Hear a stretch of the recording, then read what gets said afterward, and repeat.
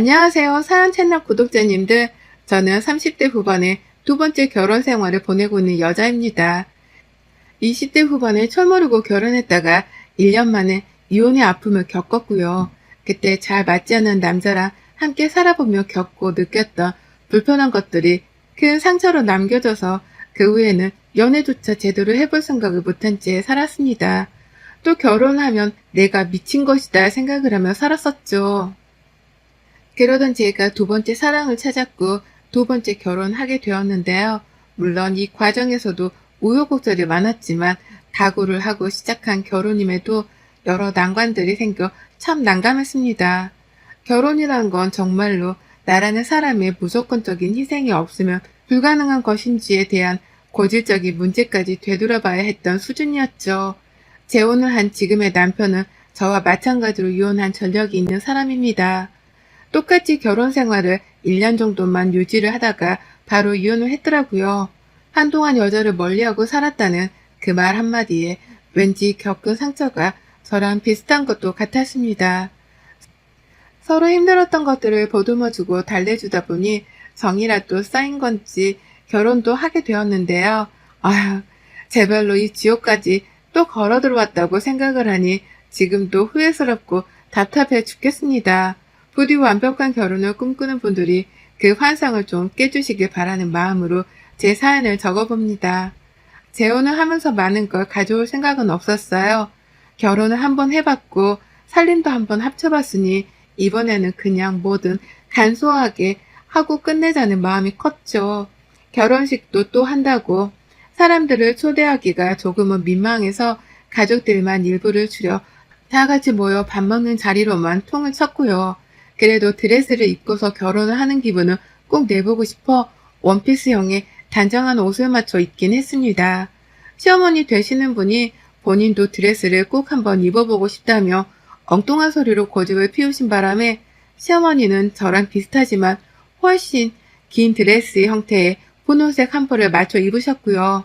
시어머니 혼자만 그런 옷을 입고 나타나는 것이 저희 가족들이 보기엔 좀 이상할 것 같아서 저희 친정 엄마한테도 똑같은 걸 맞춰드렸습니다. 그래서 제 결혼은요, 지금 결혼 사진을 보면 신부인 저보다 양옆에 서 있는 양쪽 어머님들의 옷이 더 휘황찬란하고 길고 예뻐요. 양쪽에 결혼하는 신부 둘을 끼고 서 있는 호러미인 양, 저는 사진 속에서 분노를 감추지 못한 채 억누르며 어정쩡한 표정으로 사진을 남겼답니다. 결혼하며 보이신 어머님의 고집, 이 말도 안 되는 고집이 많이 불편했어요. 결혼하고 이런 우픈 일들이 또 많이 생겨날 거라고 생각을 하니 괜히 긴장도 되었고요. 남편으로부터 시어머니께서 아들을 꼭 원하신다는 소리를 듣자마자 또 다른 난관이 생겨난 듯이 머리가 지끈거렸죠. 지금 제가 재혼을 한 지 딱 1년 2개월 정도가 지났는데요. 늦은 나이에 다시 결혼하는 것이었는지라 아이 생각은 전혀 없었는데 시어머니 때문에 눈치를 보며 아이를 가져볼 생각을 해야 할 정도였습니다. 무엇보다도 이런 눈치를 멀리 보내는 게 아니라 저희 집에서 아예 눌러 살기 시작하면서 매일같이 당해내야 했죠. TV를 보다가도 아이들이 나오면 남의 집 애들 말고 우리 집 애들 보며 웃을 날이 고독이는 어찌? 너가 나이가 차서 언제쯤에 소식을 들고 올란가 모르겠다. 라면서 꼭 웃던 분위기에 찬물을 끼얹곤 하셨네요. 왠지 자신의 아들이 보고 싶어서 저희 집에 눌러 살려고 하는 것 같은데 꼭 입 밖으로는 손주 타령만 해대며 저에게 잔소리만 하니 할 말이 없었습니다. 그리고 나서 점차 뭐가 더 큰 문제인지를 알 수 있게 되었습니다. 단순히 손주 타령만 하는 시어머니의 잔소리가 듣기 싫어서 그걸 피하느라 잠시 시어머니가 어찌 지냈는지에 대해서 관심을 끄게 되었는데요. 그러는 사이 어머님은 저희 부부집을 마치 자신의 집인 마냥 편안하게 지내면서 문제를 일으키기 시작하셨네요. 바로 본인의 그 더러운 본능을 며느리인 제 앞에서도 드러내기 시작하신 겁니다. 처음에 재혼하는 아들 앞에서 드레스도 입어보고 싶다고 고집을 부리던 어머님이셨습니다. 예쁜 걸 좋아하시고 꾸미는 것도 좋아하는 분이구나 싶었어요. 재혼을 하자마자 손주 타령도 하는 걸 보니 나름 인생에 계획적으로 정해놓은 기준 같은 것도 있는 분인 줄 알았네요. 얼른 손주가 생겨야 하는데 생기지 않았으니 이제라도 빨리 낳으라고 보채시는 모습에서 부지런히 잔소리도 하시는 분이구나 싶었고요. 그래서 감히 상상도 못했습니다. 어머님이 더러운 분이라는 걸 말이죠. 제 기준에서 더럽다는 건 그냥 며칠 샤워를 안 하고 머리카락이 떡이 질 때까지도 씻을 생각을 안 하는 것이 전부였어요. 실제 그런 사람을 대학 시절 시험 기간이나 길거리에 있는 노숙자들에게서만 한두 번 봤을 뿐 가까이 둔 적도 없고 자세히 본 적도 없었습니다. 그래서 처음에 몰랐어요. 어머님이 더러운 사람이란 걸 말이죠. 저희 집에서 거의 눌러 살다시피 하고부터 남편도 별다른 재질 안 하더라고요. 오히려 어머님이 집에 오면 왔어? 라면서 밥은 먹었는지를 물어보고 자연스레 같이 밥까지 먹고 가라며 자리를 만들었죠. 그러던 게 점점 자고 가라는 소리로까지 이어지게 되었고 편안하게 대해주고 환영까지 해주는 남편을 보며 시어머니도 긴장이 풀렸던 것 같습니다. 점점 저희 집에서 눌러 지내려는 낌새를 보이기 시작하셨죠. 그런데 그러면서 정말로 제가 편해지신 건지 잘 씻질 않으시더라고요. 더럽다 여겨질 만한 행동도 서스럼 없이 하기 시작하셨고요. 처음엔 어머님이 이렇게 자주 차고 갈 바에야 그냥 내 방 하나도 만들어줘라 라고 말씀을 하셨을 때 작은 방 하나를 내어드리면서 속으로 엄청 욕을 했습니다. 그래도 소원하시는 대로 아이를 가지면 내 집에서 나가겠거니 했는데요. 한동안 방 안에 눌러 살며 나올 생각을 안 하더라고요. 밥도 그냥 안 먹겠다고 하고 한 번은 본인 집에서 작은 TV 하나까지 챙겨 저희 집으로 들고 오셨어요. 그리고 방 안에서 주구장창 TV만 보셨죠. 왜 저러시나 싶고 내 집인데 이건 아닌 것 같아서 눈치라도 드리고자 먼저 방문을 열고 들어갔습니다. 밥 먹으라는 말을 해보려고 말이죠. 근데 들어가자마자 나는 악취 때문에 미치는 줄 알았어요. 저희 부부가 출근한 사이에 적어도 씻거나 양치 정도는 하신 줄 알았는데요. 시어머니 오신다고 치운 지 얼마 되지도 않았던 그 방에서 나는 쉰내에 기함을 쳤죠. 어머님 근처에 가서 죽었는지 살았는지 확인한다고 말을 걸어봤다가 입에서 나는 입냄새에 2번 기절을 할 뻔했고요. 이런 제 속마음을 아는지 모르는지 어머님은 그저 방 안에 들어오지를 말라면서 입을 벌리고는 말을 자꾸만 뱉어내며 저보고 나가라고 하는데 아플싸 싶었죠. 이런 어머님이랑 이러다가 한 집에서 영영 같이 사는 게 아닌가 하고 말입니다. 남편한테는 이게 어떻게 돌아가고 있는 거냐며 여러 번 화도 냈는데요. 소용없었어요. 남편이 시어머니 편을 들었거든요. 아이를 얼른 보고 싶어 하시는지라 우리 곁에 있으면서 본인의 불안함을 푸는 거라고 시어머니만 감싸는데 아이고 이게 진짜 뭔가 잘못되었구나 싶었습니다. 연애 때부터 전부인한테 상처를 받아 안쓰러워 보이던 남편은 어디로 가고 이제는 밉지만 떡 하나를 더 주기도 싫은 원수가 된 사람이 되었죠. 상황이 이렇다 보니 저는 자꾸만 못 살겠다는 생각이 들었고 아이는 개뿔, 임신 준비 따위는 아무것도 하고 싶지 않았습니다. 가뜩이나 시어머니가 들어오면서 남편이 살림에서 손을 놔버린 바람에 제가 직장을 다님과 동시에 집안일도 도맡아서 하고 있었거든요. 이러려고 나를 꼬셔서 재혼을 시킨 건가 싶었을 정도로 재혼 후에 제 결혼 생활은 그다지 아름답지가 않았습니다. 그런데 그 와중에 시어머니는 더러운 자신의 모습을 방 밖으로까지 들고 나와버리셨죠. 방 안에서 TV만 보시며 씻지도 않고 치우지도 않으며 악취를 풍기던 어머님이 자신의 활동 영역을 방 밖으로 옮기기 시작하신 겁니다. 거실이며 부엌이며 저희 집안을 싹 다 돌아다니면서 말이죠. 도대체 손톱을 왜 손톱깎이로 깎지를 않는지 모르겠지만 자꾸만 손으로 손톱을 뜯으며 집안 여기저기 흘리고 다니셨어요. 그걸 저는 청소기를 돌리면서 제 눈으로도 여러 번 목격을 했고 어머님이 직접 두 손으로 뜯어버리는 손톱이 바닥에 떨궈지는 걸 목격하기도 했습니다. 미쳐버릴 노릇이었죠. 저걸 저렇게 집안에 흘리고 다닌다는 생각에 소름이 돋아 말도 못할 정도로 말이죠. 일부러 어머님께 눈치라도 줘야 할까 싶어서 저는 매일같이 지나칠 정도로 부지런을 떨며 청소기를 돌렸습니다. 내가 이 정도로 청소를 하니까 절대로 더 이상 내 집을 더럽히지 말아달라는 의미로 말이죠. 하지만 손톱 하나는 약과에 불과했답니다. 몸에 있는 구멍이란 구멍에 손을 자꾸만 집어넣어서는 여기저기 집안의 그 내용물들을 흘리셨어요. 귀를 파고는 손을 허공에다 털어댄 적도 한두 번이 아니었고 콧구멍을 휘비다가 그 상태로 소파를 만지고 거실 탁자를 만지는 등 제 손이 닿는 곳들이란 곳들에는 죄다 흔적을 남기셨답니다. 정말 까무러칠 노릇이었죠. 소리는 또 어찌나 요란하신지 귀를 파면서도 아이고 시원하다 라고 하면서 동네방네에 자기가 귀를 팠다는 걸 광고라도 하는 듯이 말하셨고요.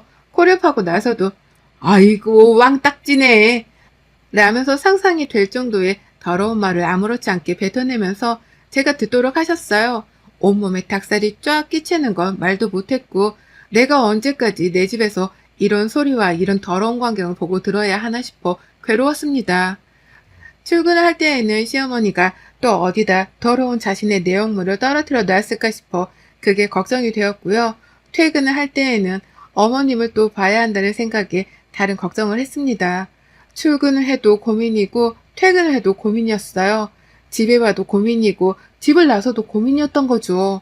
청소 좀 해달라고 이런 건 쓰레기통에 버리거나 휴지에 감싸서 버려달라며 일부러 거실 한복판에 휴지통을 가져다 놓기도 했고 시어머니 보는 앞에서 하루 만에 3번이나 청소기를 밀었던 적도 있었어요. 이건 너무 더러운 게 아니냐면서 남편에게 눈치를 주기도 했고 눈치 없는 척을 하는 시어머니께도 부탁을 드렸습니다. 이런 게 다 집안 공기도 더럽히는 거라고 결국 서로에게 좋지 않다며 애원하기도 했어요. 정말 환장할 뻔했죠. 이 나이에 시어머니한테 코딱지 파는 방법, 귀 파는 방법, 그리고 손톱 깎는 방법까지 가르쳐드려야 한다니 말입니다. 하지만 이런 얘기를 해도 소용이 없었어요. 어머님이 달라지질 않으셨거든요. 내가 치운다고 일단 간지러우니까 이렇게 해놓은 거고 내가 곧장 치우려 했다. 라고 하면서 자신은 바로 치우려고 했지만 며느리인 제가 잔소리를 퍼붓는 바람에 빈정이 상해서 안 치우는 거라는 식으로 말씀을 돌려 하셨답니다. 그러면서 오히려 제가 너무한 사람이란 듯이 표정을 억울함 가득 담아서 지어내는데 그 꼴을 보니 제 속은 더 뒤집혔죠. 남편은 자기 엄마만 불쌍한 사람이라는 듯이 저한테만 잔소리를 그만하라 짜증을 냈고요. 악순환의 반복이었습니다. 이래서 남편이 이혼을 당했구나 싶었어요. 사실은 전 부인한테서 상처를 받고 이혼을 했던 게 아니라 이게 전부 다 더러운 시어머니와 무심한 남편의 콜라보레이션 때문에 이혼을 당한 거란 확신이 그제서야 들었습니다. 그러니 저도 슬슬 상황 파악이 되었죠.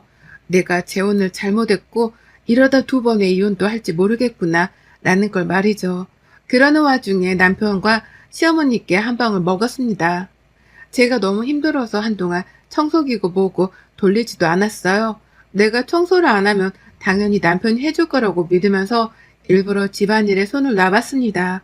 힘들게 일을 하고 들어와서도 밥 생각이 없다며 저녁도 굶었고요. 그러면서 다 귀찮다고 먼저 씻고 방 안에 들어가 누워 핸드폰만 했어요. 아침에 출근을 하면서도 일부러 집안 꾸러지는 안 보려고 했고 옷을 갈아입자마자 출근해버렸죠.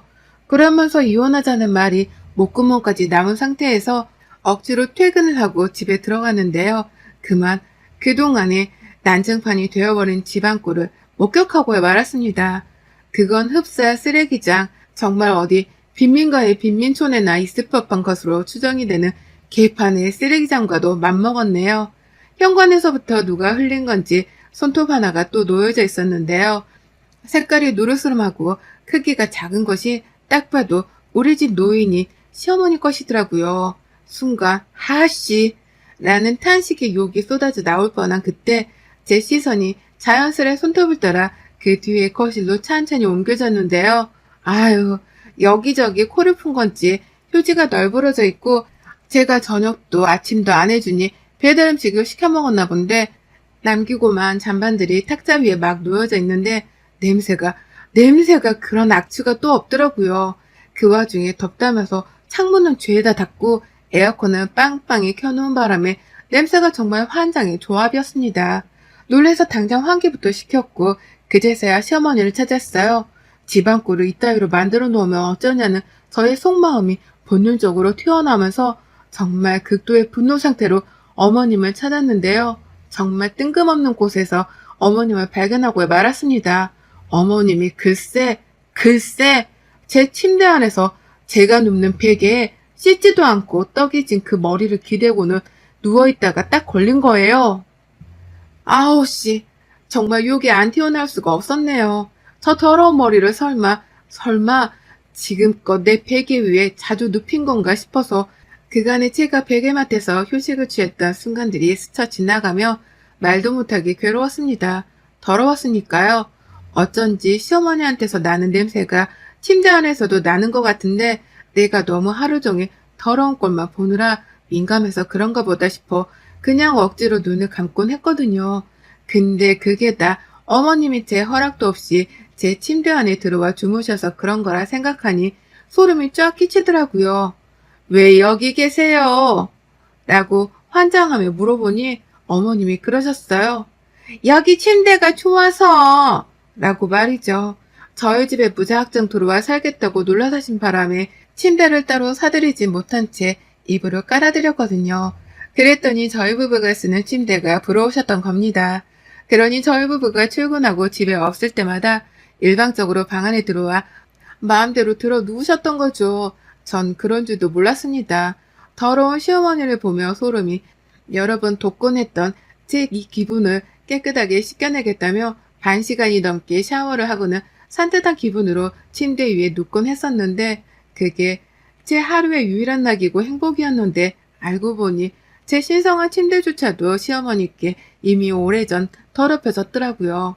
문득문득 나는 침대 속 시어머니 냄새조차도 저는 의심을 하지 못한 채 그냥 기분 탓이겠거니 하며 억지로 눈을 감으려 했고요. 전 결국 인내심의 바닥을 보이며 참지 않았습니다. 시어머니를 당장에 제 방 밖으로 내보냈고요. 시어머니를 따라 방 밖을 나섰다가 다시 마주한 쓰레기장 같은 거실을 보며 결국 이걸 다 어떻게 치우냐고요. 라면서 괴성을 질렀죠. 시어머니는 그 순간 자리를 피해야겠다 싶었는지 방 안으로 후다닥 들어가셨는데요. 전 이대로 더는 못 산다며 끝장을 보기로 했습니다. 그리고 싱크대로 달려갔죠. 냄비 하나에다가 물을 가득 담아 부으면서도 화를 삭히지 못해 찍찍댔어요. 그러다 물 가득 담은 냄비를 들고는 그냥 냅다 어머니 방으로 들어가 버렸습니다. 그리고는 부어버렸죠. 그 물을 죄다 방바닥에 부어버린 겁니다. 제발 좀 닦고 치우세요. 이게 돼지우리도 아니고 집을 이렇게 망쳐놓으면 어떡하냐고요. 라고 하면서 마음 같아선 제가 부어버린 물이 쓰레기를 싹 다 치워내주길 바라는 마음으로 통쾌함 가득 안고 빈 방 안에 물을 차르르 뿌렸더니만 어머님이 그제서야 사람인 건지 반응을 보이며 뒤에서 발을 동동 구르더라고요. 당장 들어가 누워야 할 자신의 방이 사라지기라도 한 것 마냥 말이죠. 그러면서 이 상황을 모면이라도 해야겠다는 듯이 그 와중에 은근슬쩍 방 안으로 뛰어들어갔다가 자신의 옷가지를 챙겨 나오더라고요. 바닥에 흥건한 물은 어떻게든 피해가며 말입니다. 집에 돌아가려고 꼼수를 쓰는 것이었어요. 물론 흥건해진 방을 보며 미안해 청소를 할 생각은 못하고 도망칠 생각부터 하신 겁니다. 그러니 제가 어쩌겠나요? 선택의 여지가 없이 시어머니를 붙잡았죠. 어머님이 들고 계시던 옷가지를 제 손으로 빼앗아 우리 집 쓰레기통 안에 집어 넣었습니다. 그리고는 어머니께 걸레 2짝을 쥐어드렸죠. 이거 다 치우기 전에는 못 나갑니다. 그래도 가시겠어요? 그땐 제가 이혼을 하고 이 집을 떠나는 걸로 하죠. 라고 말하면서 말입니다. 그러자 어머님이 원망스럽다는 듯이 절 쳐다보더라고요. 이전에 며느리도 이런 식으로 도망을 쳤을 텐데 2번째 며느리까지 이혼 얘기를 꺼내니 꽤나 섭섭하고 속상했던 모양이었습니다. 하지만 별 수 없었네요. 이런 더러운 시무랑은 그 어느 누구도 같이 살고 싶어 하지 않을 테니까요. 저 혼자 더는 이 지옥 같은 곳에서 살고 싶지도 않고 더러운 사람이랑 냄새 맡아가며 내 정신을 피폐하게 만들기 싫다고 짐을 쌌습니다. 시무방은 이미 물바다인데 저는 그걸 치울 생각도 안 하고 맞서서 집을 나가겠다며 짐을 싸는 상황이었어요. 이혼을 하겠다는 말을 불사지르며 말입니다. 그 와중에 진짜로 집을 나갈 생각인 건지 제가 짐가방을 현관에 던져대자 어머님은 혼자 이 상황을 어떻게 해결해야 하나 싶으신 건지 방을 들어갔다가 거실을 나와 저를 확인했다 해가며 난리셨어요. 남편은 야근인지 연락도 없이 퇴근이 늦는 중이었고요. 제가 쥐어드린 걸레를 가지고 닦을 생각은 여전히 못한 채 도대체 언제 감았는지 모르겠는 떡진 머리를 손으로 쥐어짜가면서 저를 바라보던 어머님. 결국 생각을 고쳐 먹으셨더라고요. 내가 치운다, 지금.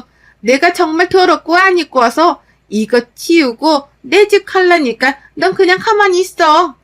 라고 하면서 그제서야 허리를 숙이고는 물바다 같은 바닥으로 허리를 숙이는 겁니다. 하도 더럽게 사신 분이라 청소를 잘 못하는 건 당연했지만 그래도 억지로라도 치우려는지 물바다 같은 방바닥을 하나둘 정리하기 시작하셨어요. 걸레가 다 젖으면 부엌으로 냅다 뛰어가서 걸레를 쥐어짜가며 방 안의 물을 죄다 치우셨죠. 하지만 그런다고 더러워진 집안꼴이 원래대로 되돌아오는 건 아니었고요. 전 뭐가 되었든 이 집에서 그 어딜 가도 시어머니의 코딱지, 귀지가 여기저기 범벅일 것이라는 생각을 하며 치를 떤 채로 집을 뛰쳐나왔습니다. 시어머니가 뒤에서 야 어딜 가냐? 나 이거 네가 말한 대로 다 치웠잖냐? 라며 애절하게 저를 부르셨는데요. 그 외마디가 너무 쥐소리 마냥 작았던 것이 웃겨 죽겠을 만큼 황당했네요. 그리고 전 지금까지 친정에서 남편이랑 대치 중입니다. 이놈의 남편은 이 집 와서 이혼 2번 하는 게 싫은 건지 자기가 집안을 싹 다 치워놨다며 매일같이 사진을 보내오더라고요. 하루는 거실 사진, 하루는 시어머니 방이 깔끔하게 비워진 사진까지 보내며 자신이 깨끗하게 치웠으니 저는 몸만 돌아오면 된다는 소리를 해댔어요. 하지만 전 답장했죠. 방해업체 불렀어? 탁자 밑에 있는 코딱지도 떼어냈어? 니네 엄마 몸뚱에서 나온 그 더러운 것들 다 멸균시키기 전까지는 나 그 집에 절대 안 들어가. 라고 말이죠. 멸균이란 말에 남편은 울컥했는지 한참 답이 없더니 1시간 뒤쯤 마지막 문자가 왔습니다. 이번 주 금요일에 청소업체 예약했다. 라고 말이죠. 어디 얼마나 집이 깨끗해지는지 저는 그날 감시하려고 집에 들어가려고요. 물론 싸서 들고 나온 짐들은 그냥 친정에 놓고 집이 얼마나 깨끗해지는지 구경만 하고 올 겁니다. 당분간은 이 재혼 생활에 대해 진지하게 고민해보는 시간을 가질 거고요. 그간의 시모가 집을 더럽히는 걸 사진으로 찍어 놓으며 증거도 충분하게 확보를 해놨으니 더 이상 더러운 사람들 곁에 사는 게 지겨우면 그냥 이대로 이혼소송도 불사지르려고요. 아유, 괜히 남이 버린 쓰레기를 재활용하려 했다가 저까지 덤탱이를 쓰고 큰 코 다칠 뻔했습니다. 재혼은 정말 신중에 신중을 기해야 한다는 걸 2번 결혼하고서야 이제서야 깨우치네요. 결혼 참 힘듭니다. 여러분의 생각은 댓글로 남겨주세요. 오늘도 시청해주셔서 정말 감사합니다.